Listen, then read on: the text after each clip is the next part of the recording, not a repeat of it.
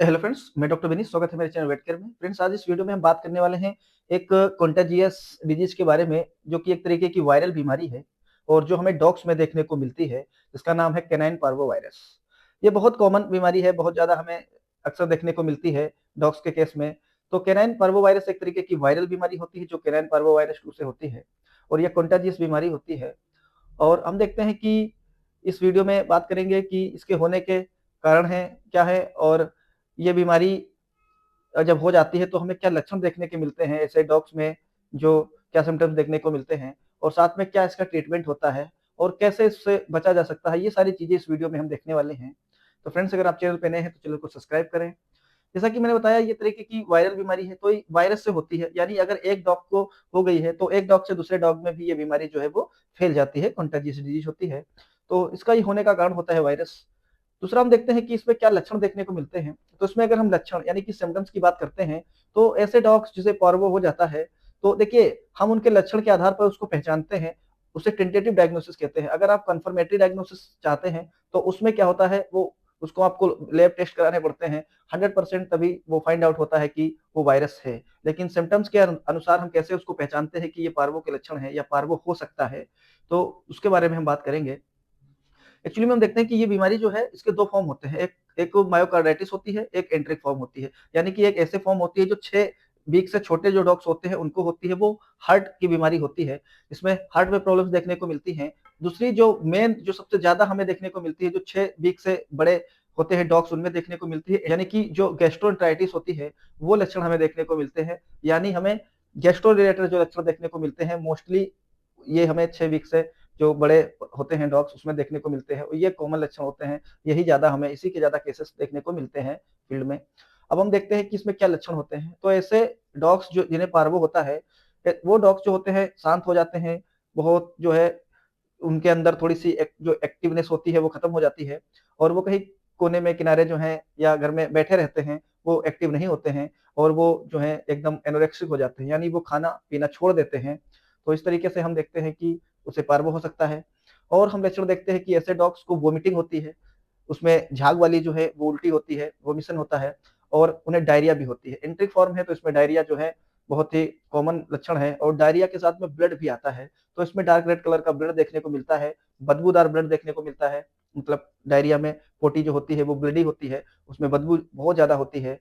और टेम्परेचर की बात करते हैं तो इसमें टेम्परेचर 102 103 के आसपास हो जाता है स्टार्टिंग में, बाद में टेम्परेचर जो है वो नॉर्मल हो जाता है। और डिहाइड्रेशन देखने को मिलता है, 2nd डिग्री तक का डिहाइड्रेशन जो है, यानी पानी की कमी हमें देखने को मिलती है। तो ये सारे लक्षण हमें देखने को मिलते हैं। और जो मेन लक्षण है वो डायरिया है, और डार्क रेड जो है वो ब्लडी डायरिया होती है। ये इसका मेन सिम्टम्स होता है। तो उससे हम पहचानते हैं कि हो सकता है कि इस डॉग को जो है वो पार्वो हुआ है। अब हम बात करते हैं कि अगर डॉग को पार्वो है तो हमें अपने तुरंत जो है वो अपने वेटनेरियन से संपर्क करना चाहिए, अपने जो है नजदीकी क्वालिफाइड वेटनेरियन से मिलना चाहिए। और उसका क्या ट्रीटमेंट हो सकता है, आपके वेटनेरियन क्या ट्रीटमेंट देते हैं, क्योंकि ट्रीटमेंट आपको अपने एक वेटनरी डॉक्टर से ही लेना है। तो उसके बारे में हम बात करते हैं। जैसे कि मैंने आपको बताया कि इसमें डायरिया देखने को मिलती है, तो डायरिया का मतलब है कि इसमें फ्लूइड लॉस होता है, तो डिहाइड्रेशन होता है। तो डिहाइड्रेशन के केस में हम देखते हैं कि जो है फ्लूइड थेरेपी बहुत जरूरी हो जाती है। तो ऐसे एनिमल को हमारे वेटनेरियंस जो है वो फ्लूइड थेरेपी देते हैं। फ्लूइड जो है, वो फ्लूइड ऑफ चॉइस की बात करते हैं तो उसमें जो है वो आरएल होता है, डीएनएस हो सकता है, और एनएस होता है। वो डिपेंड करता है कितनी सीवियरिटी है क्या है, तो उस तरीके से इसको लिया जाता है। लेकिन ओवरऑल अगर हम पूरे फ्लूइड थेरेपी की बात करते हैं तो 50 ml पर केजी पर डे जो है वो फ्लूइड थेरेपी की जाती है।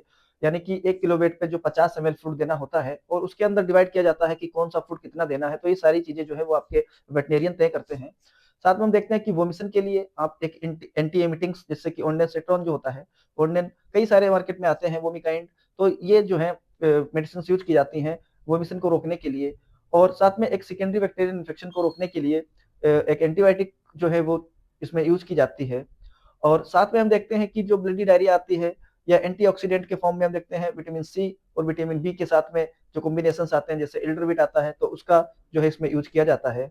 और साथ में अगर ब्लड ज्यादा आता है ओटी के साथ में, तो उस केस में हम देखते हैं कि वहां पे एक एंटी कोगुलेंट भी यूज किया जाता है, जैसे कि स्ट्रेप्टोसिड है, वेट्रोपॉज है, कई सारे आते हैं।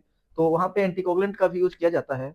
और साथ में जो है यहाँ पे एक प्रोटॉन पंप इनहिबिटर, यानी कि जो गेस्ट्राइटिस के लक्षण होते हैं, तो गेस्ट्राइटिस के केस में एक हम एंटासिड भी यूज किया जाता है, जैसे कि वहां पे पेंटाप्रोजोल जो होते हैं वो यूज किए जाते हैं, जिसे हम बोलते हैं प्रोटॉन पंप इनहिबिटर्स, तो वो जो है वो गैस को रोकने के लिए वहाँ पे वो यूज़ किए जाते हैं। इस तरीके से इसका ट्रीटमेंट किया जाता है और ये ट्रीटमेंट जो है वो 5 से 6 दिन तक चलता है नॉर्मली, और वो कंडीशन पे भी डिपेंड करता है कि वहाँ पे कितनी ज़रूरत है, कितने दिन ट्रीटमेंट और चलाना है। तो ये सारी चीज़ें जो हैं वो कंडीशन पे डिपेंड करती हैं डॉग की। और साथ में जो छोटे बच्चे होते हैं उसमें हम ये जो कंडीशन देखते हैं तो उसमें एक इम्यूनोग्लोबुलिन भी दिया जाता है, जो कि थोड़ा कॉस्टली होता है और जिसे हम बोलते हैं कोंगलेव डी। तो कोंगलेव डी जो होता है 0.4 एमएल पर केजी बॉडी वेट से दिया जाता है, जिसे हम तीनों रूट से देते हैं। आईएम रूट से भी दिया जा सकता है, आईवी भी दिया जा सकता है और सबकट भी उसे देते हैं। तो ये कॉस्टली पड़ता है, तो जो इम्यूनिटी होती है उसको ये बूस्ट करता है, तो इसकी 3 से 4 डोज़ेज़ जो हैं वो दी जाती हैं। तो और कंडीशन पे चीज़ें डिपेंड करती हैं कि वहाँ पे कितनी डोज़ेज़ जो हैं वो देनी चाहिए, तो ये भी आपके वेटरिनरियन तय करते हैं।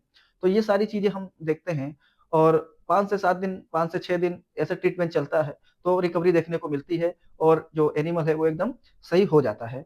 तो इस तरीके से हमने बात की कि पार्वो में क्या लक्षण होते हैं, क्या ट्रीटमेंट हो सकता है, क्या कारण होते हैं, और ऐसे डॉग्स जिसमें पार्वो है उनको नॉर्मल डॉग्स यानी जो हेल्दी डॉग्स हैं उनसे दूर रखना चाहिए, क्योंकि वायरल बीमारी है, तो वो दूसरे जो एनिमल डॉग्स हैं आपके उसमें भी ट्रांसफ़र हो जाएगी। तो उस समय के लिए उसको जो है क्वारंटाइन करके रखना चाहिए। तो इस तरीके से हमने इस वीडियो में पार्वो के बारे में बात की। तो फ्रेंड्स, अगर आप चैनल पे नए हैं तो इस चैनल को सब्सक्राइब करें, वीडियो को लाइक करें, शेयर करें। Thank you.